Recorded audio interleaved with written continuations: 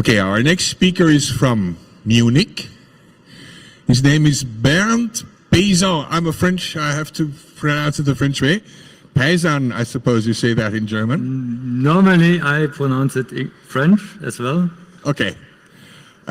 He's going to present his own project of a shared cloud environment, if I correct. A peer-to-peer. A peer-to-peer. Okay, so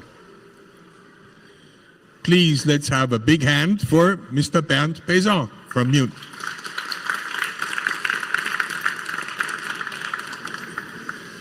Okay, my talk is called Cloudcalypse. It looks like you have reached the end. That is a meme coming from Google Plus shutting down, and then they had some hiccups right after the announcement. When you load the Google Plus page, you got an empty page, and it said it looked like you have reached the end. So that's what will be true in April. You really have reached the end on Google Plus, and you've reached the end on other clouds as well. So what I'm talking about is now what to do with your data. And I want to say one thing about this Cloudcalypse that is very commonly used for this kind of problem in the clouds. That is very bad Greek, because apocalypse means uncovering. It does not mean any catastrophic, it's just uncovering. And so what we really mean when we want to say it in Greek is a synepho catastrophe. Synepho is cloud, and catastrophe, you know what it is. That made it into English as well. So Cloudcalypse is very bad Greek, but it has been translated in the cloud, I suppose. So that's how it's going on. So this is a pretty dark picture. There's a tornado and the lightning, and the people in the cloud are here in a farmland. They're probably playing Farmville in their cloud, in Facebook or so. So the tornado creates a lot of chaos. And what do you do? So let's talk about why I'm motivated to do this thing. Yeah, the internet is bad gateway. We have a lot of trouble in the internet.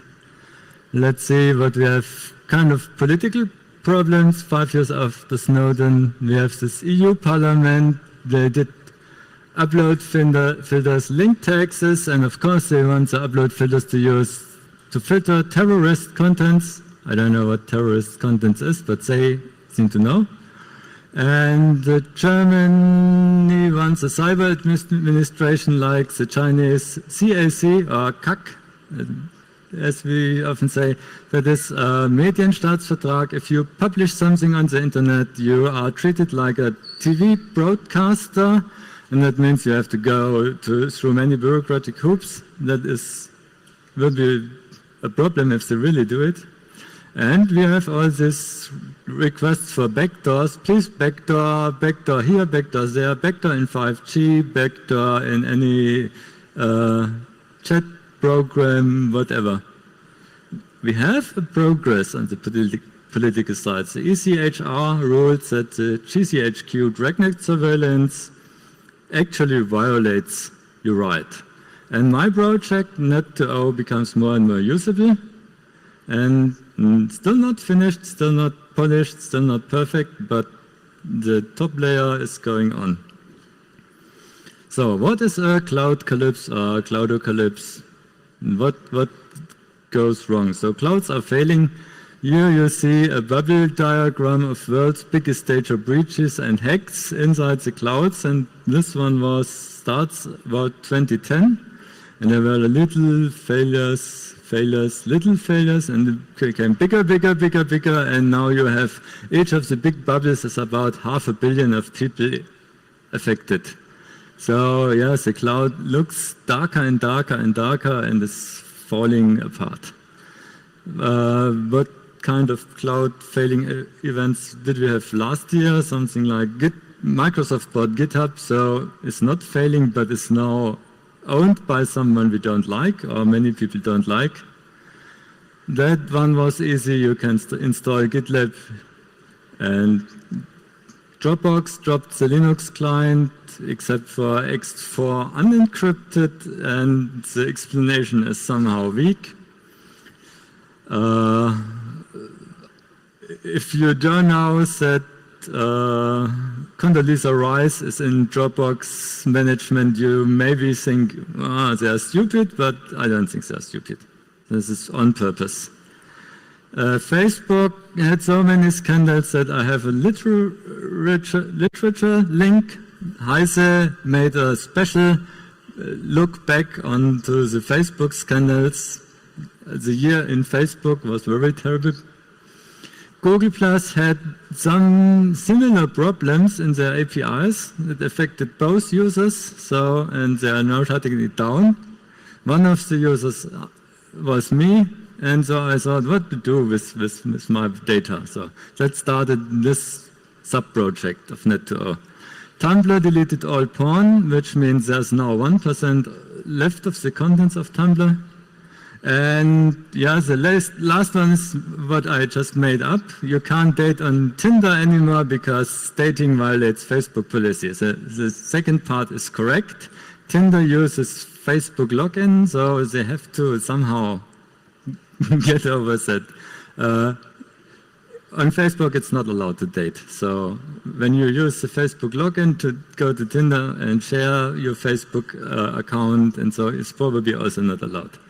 So the purpose of Tinder, of course, is not to share cat photos, if you have any questions about that. So what are the root causes of this clouds failing? One root cause is that the ad-based revenue model is toxic inherently. I will come to that next slide. The next root cause is the user plus password authentication. That is all these data breaches. It just doesn't work. People pick 1, 2, 3, 4, 5, 6, 7 as password, and they will continue to do so. This doesn't work. And the main root cause is your data is on someone else's computer, not on your own computer. It's not under your control. And it's under control of a big company, or as we see in a federated system, under a small company or a small person, is the same problem on different scale. So why is the ad-based revenue model, why is that toxic? So they have, first of all, they have the incentive to keep you on the site, and they do that by XKCD3H6. Are you coming to bed? I can't, this is important. What? Somebody is wrong on the internet. So when you have a controversial discussion, you will be engaged, you will answer that, you will comment, you will write back and forth, and that will keep you on the site. So that's why you don't have the dislike, because otherwise, if you have a controversial discussion, you just hit the dislike button and forget about it, but now you have to comment if you dislike that thing. And the incentive is also to make you easy target of manipulation, because that's what they sell is their ads, and that's the worst fake news they have. The ads don't tell you the truth. The ads want to manipulate it to buy something. And they want to get a lot of information about you because they think then they can sell the ads at a higher price, because targeted ads are more expensive than untargeted ads, and so they want to know everything about you to meet their creepy business model. Make you post about your private things, not the Tumblr and Tinder way, but not the private parts, the private things. The things they don't know about you easily. And yeah, the participants on this kind of social networks also think, yeah, it's a good idea if the people are already weak and easy to influence, I become influencer and make a lot of money. So all this drags the entire social network scene into this ad-based business. When you go on YouTube, you have a lot of influencers. Maybe you don't, because you go to YouTube to see Chaos Computer videos, but please don't go to YouTube. Go to the CCC Media Center. And you should be aware that this is nothing new, the problem. This is in TV, in journal. This is very old, the problem. So every newspaper wants to do the same thing with you. So obviously the centralized has problems. It has its good parts, because centralized means there's good funding, there is robust hardware, there's a lot of protection against attacks. And yeah, the downside is you don't have, you give away your privacy. It's a honeypot for everybody who wants to get 1 billion password combinations. It's captive because it wants to suck you in. And when it's not generating enough revenues, the CEO just will shut it down, and all the time you invested in it, all the contents is going away. And yeah, there is a censorship problem. All these big powers want to censor something. So here in the West we have copyright-based censors because our power is the people who own things. In the Far East there is political censorship because their political still is more powerful. And then you have all this weird nibble censorship with some religious issues, and you have this toxic business model that is bad on the centralized. You can go federated. Let's say you leave Google Plus for diaspora. Many people do so, and it has the big advantage is not actually captive because the small business operating this diaspora server is cheap and they don't really need a lot of money to do so. I think the Pluspora people told us you need about 2 cents per month and user to operate such a thing. So it's really cheap. The censorship becomes more regionally. So in parts of the world, for example in Japan, Lolicon is okay.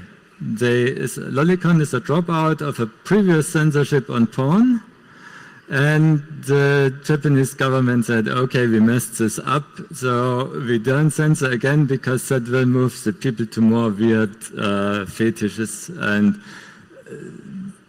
just allow it. This is all fiction. It's just images painted by some artists. Nobody is harmed by these lolicons.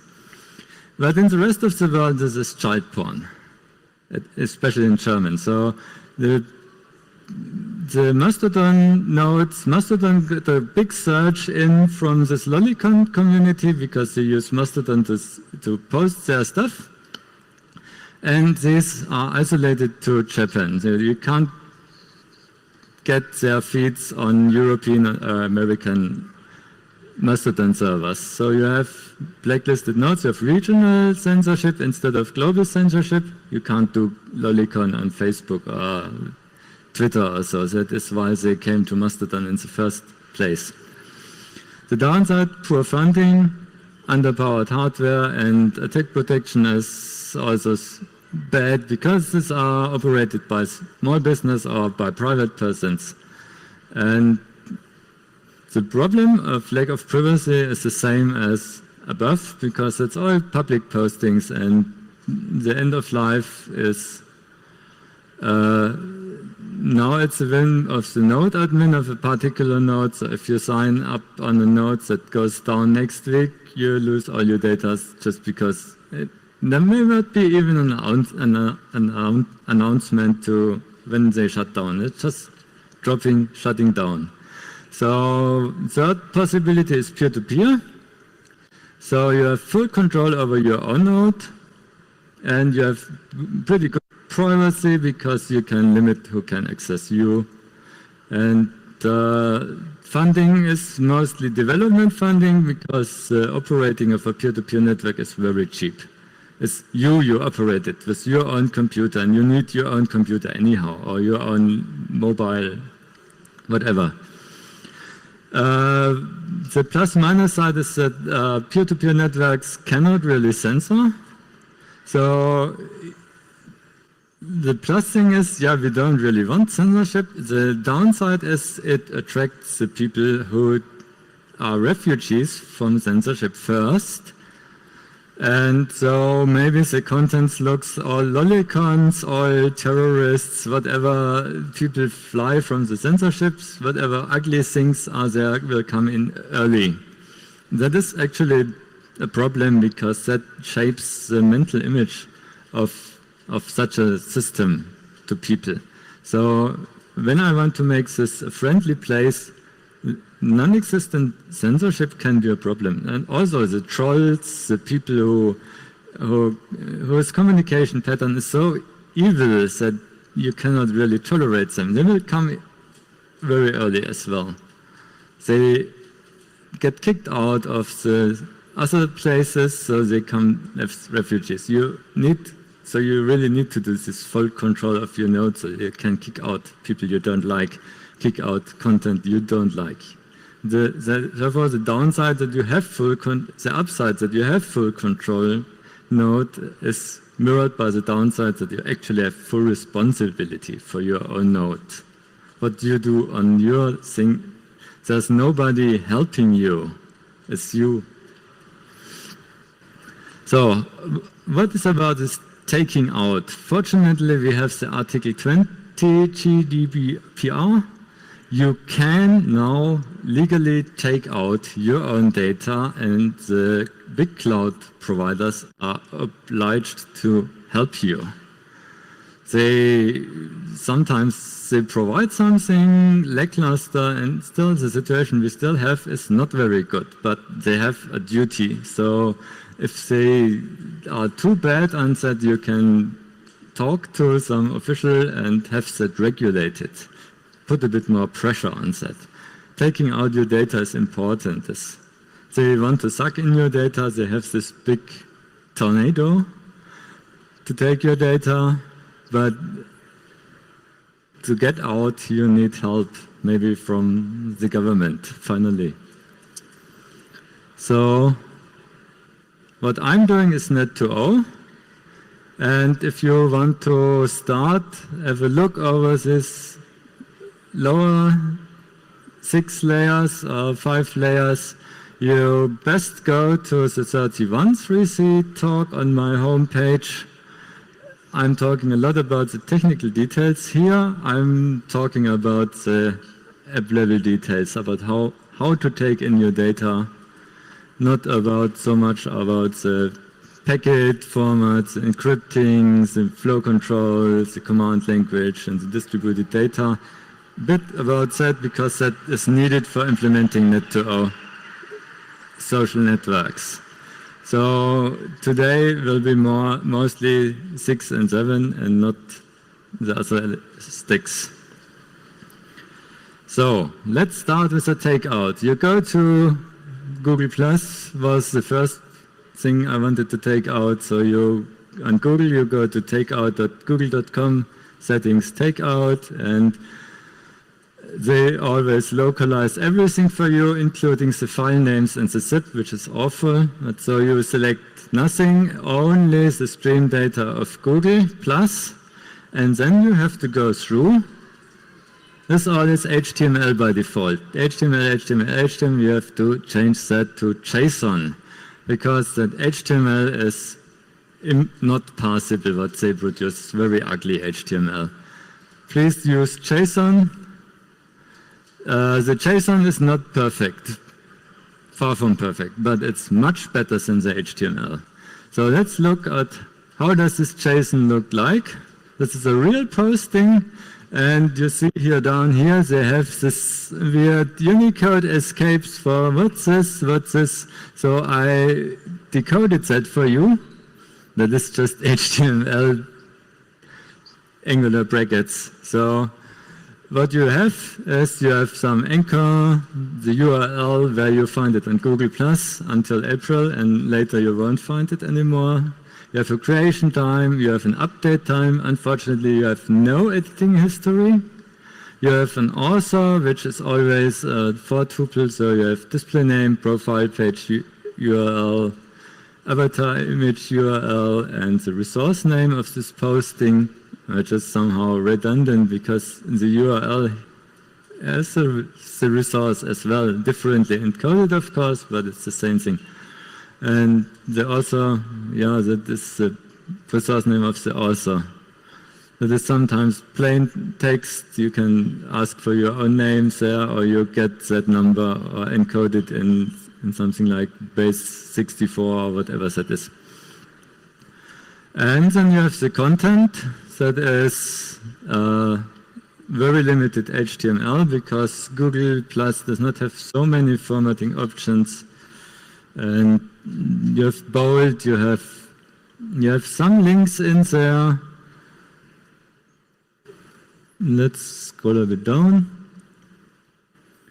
And you have things like link. When you have a link, when you post something, I want to show you this link on the internet, you get the link. And then you have all these plus oneers, the people who liked your postings.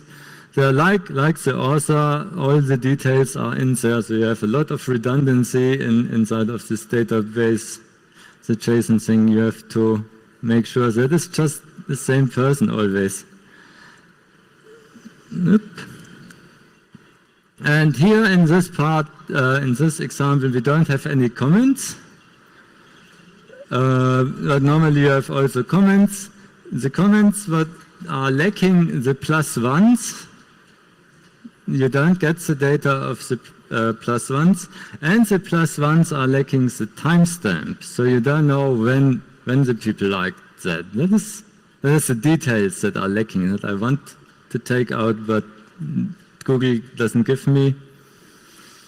So let's look at how does the competition do this. If you have Facebook, the timestamps are no longer human readable, they are just seconds, since Unix timestamp seconds. I like that because easy to parse. And yeah, you don't have likes and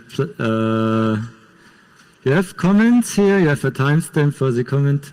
I don't want to scroll, don't want to skip. So you have your data description in the post double in this case because that's a video. And there's a little, oh, my presentation crashed. Fuck. So let's go back to the Facebook takeout. Then we go to the Twitter takeout. A tweet you think is a small thing. It's just 280 characters now maximum, but they have a very complicated way to describe the things inside the tweet. So when you see the tweet itself, please.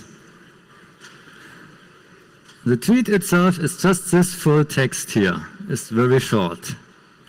But they give you a lot of metadata about that. They say, who is the user ID? What did you reply to? When did you create this? Where exactly is the substring you need to highlight as a hashtag or as a user ID? And what's the screen name of these people? You can make some use of that, so it's not too bad. It just blows up the archive. But Google Plus is much worse with blowing up the archive size. On average, every image you posted there, you get in the takeout 3 times on average. They don't deduplicate these images, they just push them to you 3, maybe 4 times on average. So, and images are big, and people on Google Plus often used to post images because that was the great function Google had done right. And so many photographers went to Google Plus posting a lot of big images, and when they do the takeout, they get the images 3 to 4 times. If you do blogging on Google, Blogger is still alive, but it looks like 10 years ago, so they are not doing anything on their Blogger, and maybe they are shutting down it when they want to. I don't know why they bought it in the first time when they don't do anything new with it, but yeah, that's it, Google. So you might want to take your Blogger posting out. It's not JSON, it's an atom feed, so it's XML. XML is okay. We can parse XML easily. It has a reasonable metadata structure, not too much. I skipped all the actual content and it says the metadata is okay, so it's not too much. And the content is HTML, you have to deal with HTML, that is not a big problem as well. So, what do you need to program for these imports? If you want to import the people into Diaspora, you have to do the same things as I do. So you need a JSON parser, you need an XML parser, and you need an HTML parser, and these are all parts which are either easy to write or in many frameworks you just have them. So you need schemas for that. You don't want to take anything in, you want to know what you're taking in. And in Net2O you need an HTML to Markdown converter. In Diaspora, same thing, because modern frameworks often use Markdown, don't use HTML. And you need a downloader for the missing parts, because the archive does not really contain everything. In Google, the avatar photos of all these 1,000 people that commented and +1 all your postings, the avatar photos are not in your takeout, only the stream names. So, but you have the URLs, you can collect them all and you can download all these avatars. And what you need to do in Net2O particularly, you need to assign a temporary secret key for all those persons, because in Net2O a person is identified by a key, a pub key. And you don't know, the real person is not importing your data, you are importing the data. So you have to assign a temporary secret key which you hand over later to the person if they join that network. That is how then does the social network look like, is implemented in Net2O. So you have text as Markdown, no big deal.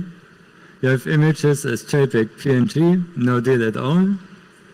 You have movies as MKV, WebM, some deal because all those multimedia streaming APIs like GStreamer or on Android are clumsy and not the way I like them.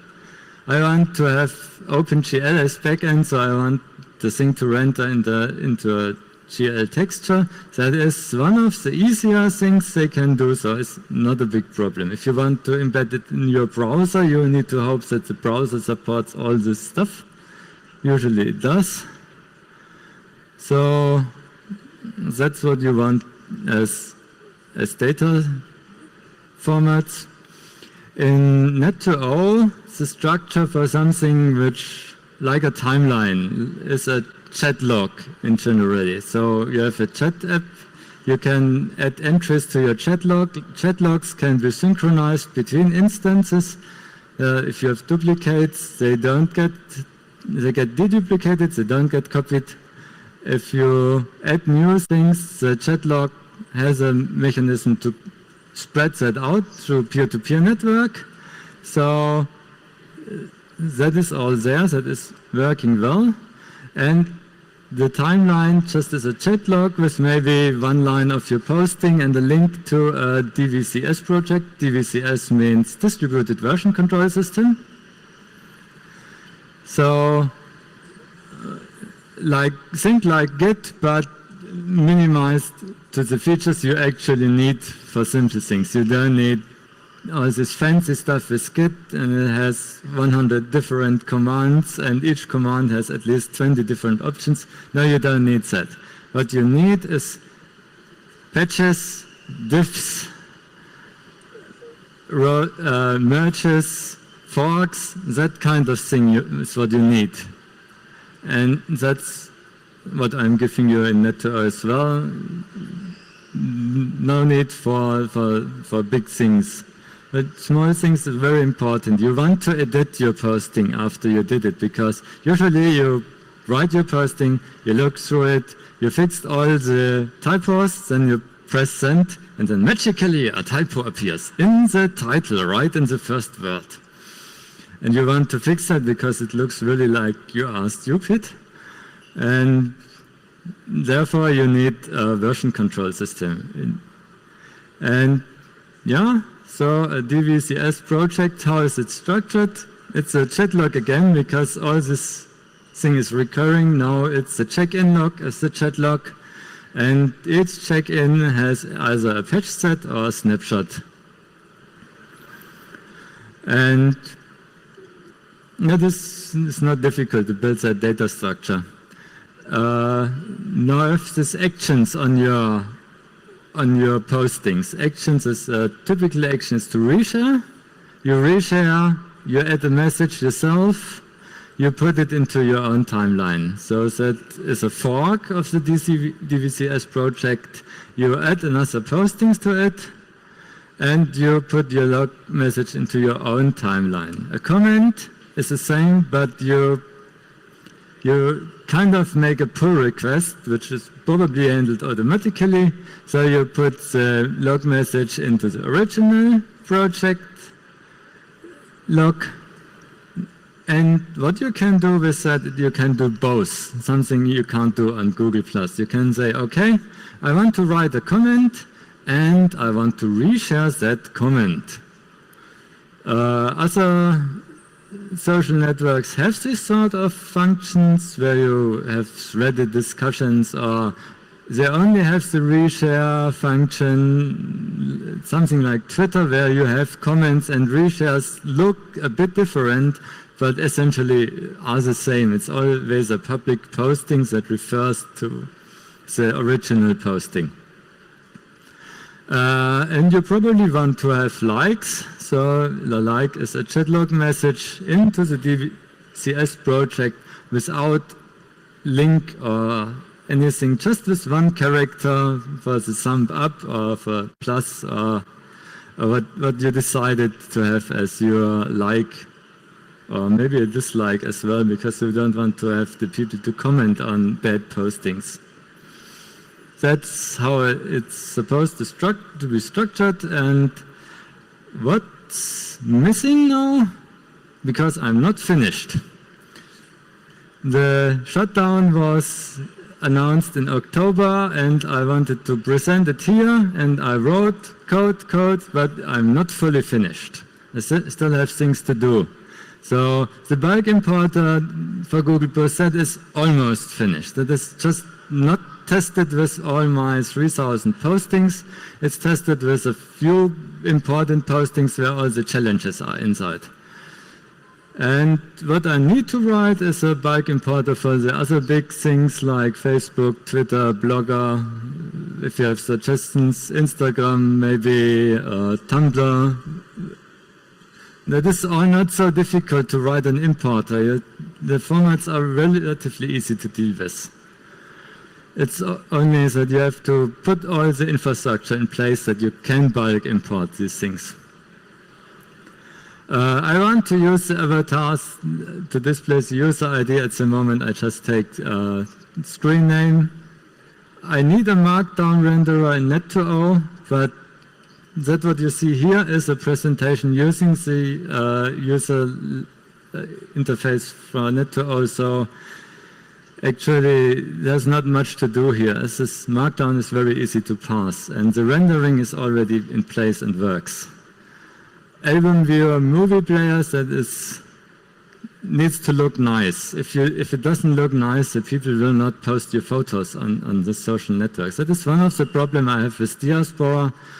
The backend maybe is okay, but the display does not look like Google Plus or polished. It needs to be polished if you want to have photographers inside. These are people who think visually, have artist mind and they don't tolerate when it's ugly. They just don't tolerate it. They don't come to you. That is why they didn't come to Facebook. Facebook's album viewer is just ugly. It's too ugly for these people. The key handover to contacts needs to be programmed. The infrastructure is there, but the actual details needs to be programmed. And I need to mark this imported key as non-trustworthy. They are not the original person, not the real person, and all the content that is coming from this person is not authentic. It's coming from Google. They could have messed up with that in any possible way. You don't know. So in Net2O, every comment, every chat message, every posting is signed by the person who did it. It's authentic. That is what a good crypto system does. It ensures authenticity, it ensures your privacy because it's encrypted, it ensures that it's integrity because the hash is correct, and it's authentic, that it's really coming by the person who controls the secret key. But here the imported keys is not controlled by the person who owns that posting. So it's not authentic, it's not trustworthy. And I don't have any mechanism for that at the moment because normally in a secure system, you know only the person who has the key can sign it. Here, it's not the case. So, the last part, I'm good in time. The last part is the non-technical problems. The one non-technical problem if you move from one community to another is what to do with your contacts. If you lose them all, you are in this two-user Google Plus style ghost town. No, Google Plus wasn't really a ghost town, but it didn't have so many people inside. You had to look for them. But when you don't get your contacts over, you are in a ghost town. You're just only you. What's the point of a social network with only one person? No point. So a related problem is how to make social networks nice places. And the ad-based revenue is actually working against that. So they don't want to make it a nice place. They want to make it a place where you are angry enough to reply, but not angry enough to leave. That is a very thin limit. They have to dance on that volcano. And the third non-technical problem is how do I fund Net2O?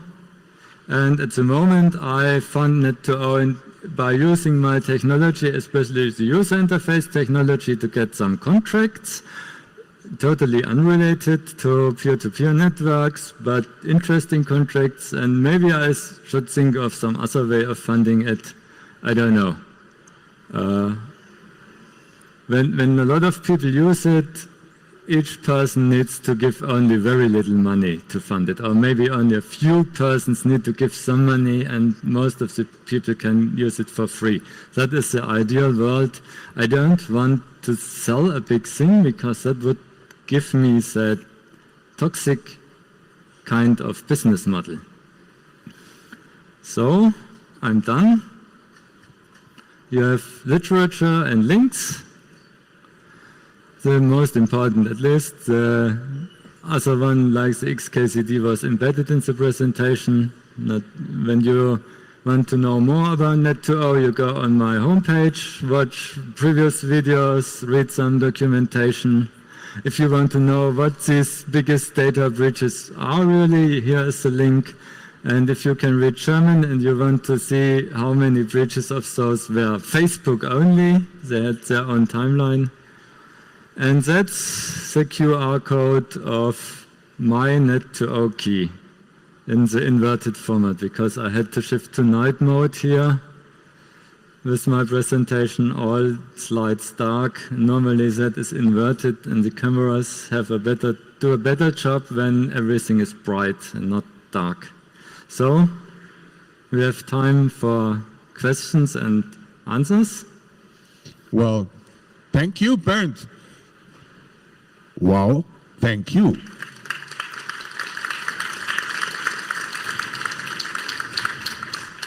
Okay. We still have about 10 more minutes. Sorry, I have to do this because I don't see against the light. Are there any questions? The mics are open.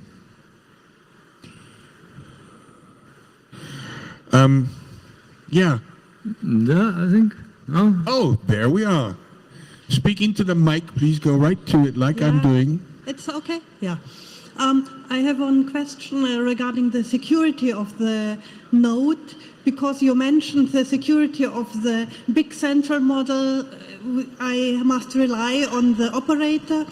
On the decentralized, I must rely on the administrator of the pod, but on the small net to all, On the small, I must rely on my own.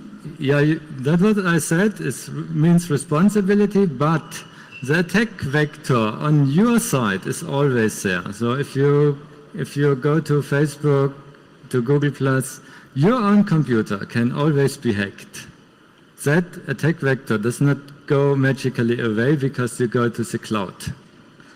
So on your side, I have to take care with my implementation that it's robust and secure, and that you can use that as normal person without having a too big attack vector. But the attack vector never goes down to zero. Some evil mate can come in and compromise your laptop, first install a keylogger on the keyboard, and then in the second visit use that keylogger to extract the password for your hard disk and then decrypt your hard disk and install different programs. That kind of things is totally out of reach for me. That kind of breaches, that is in your responsibility, but that is an attack vector that can be done anyhow. So that is why they have this backdoors, this Trojan horses, the state Trojans they want to install on your laptop, on your smartphones, that kind of thing. Other people have to fight. That is not communication on the network, that is your device security. And that problem is always persistent. That does not change when you use a big cloud. It just makes it easier with the big cloud because now you have this big company which has to comply to all kinds of laws when they reach when you get an NSL, National Security Letter, Google has to collaborate. They are prison partner, Facebook is prison partner, Twitter is prison partner, Microsoft, Apple, they all have to collaborate. So, but you as normal person, you don't have to collaborate.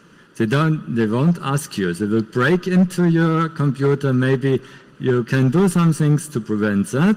Other people may give talks here to help you, but that is out of my reach. And that is not changing when you change from big cloud to small cloud to peer-to-peer. That's not changing. Thank you. Yeah, as they say, the network is not secure, but your computer is your business. Yeah. Yes. I mean, my device is my job. I have a question. How big is your crowd until today? At the moment, this all is still in small development. I have a few testers. We regularly use the chat app to chat with each other. That are 4 to 5 people who are regularly. On my contact list, I have about 30 people who tried it, so it's small. At the moment, it's really small. And to stabilize that, it's okay because my testers still find bugs and send me reports and keep me busy.